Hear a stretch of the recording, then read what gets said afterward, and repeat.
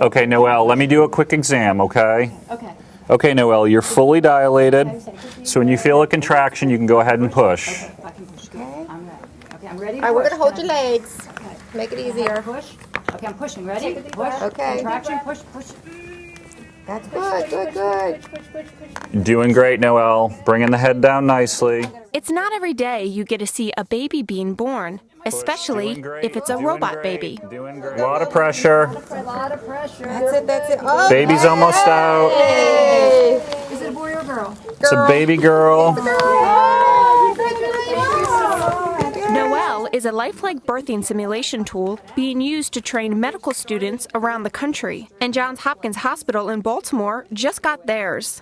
I definitely think it's going to be a great aid for students. It's definitely something that I would have wished that I would have had earlier in my training. Why is that? What does it offer?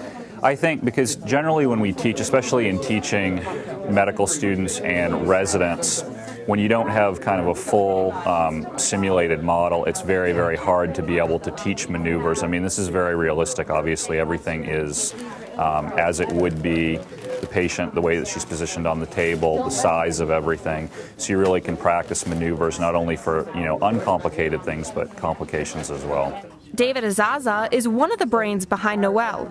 She's been under construction for 2 years and is now being used in real-world settings like this one, which Azaza, along with the Hopkins team, says is necessary because it's better to learn and to make mistakes on a robot instead of a real person. We can use her for medical education, we can use her for residency education, we can use her for new nurses as they come on the team, but most importantly, we can use her as a mechanism to study the team as they work together during a birth process and especially during a high-risk situation, and we can observe communication amongst the team members, and then we can videotape that and play it back and say, well, what did we do well, what could we do better, what did we learn from this situation? She's like a real patient in that she's hooked up to a fetal monitor, so we can monitor what the baby's doing. We have her hooked up to an IV, so we can monitor that.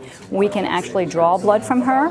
Umbilical cord is there, placenta is there. The umbilical cord can get wrapped around the baby's body part. During this scenario, the baby had shoulder dysplasia, but there can be other complications, such as long labor times or having a breech baby. But there are still some aspects that keeps Noelle from responding like a real mother in labor. No, the mother doesn't talk, so we usually have a lot of fun with that. We usually appoint somebody on the team to be the mother, and they can be as creative as they want to be as far as the actual, for the mother's part.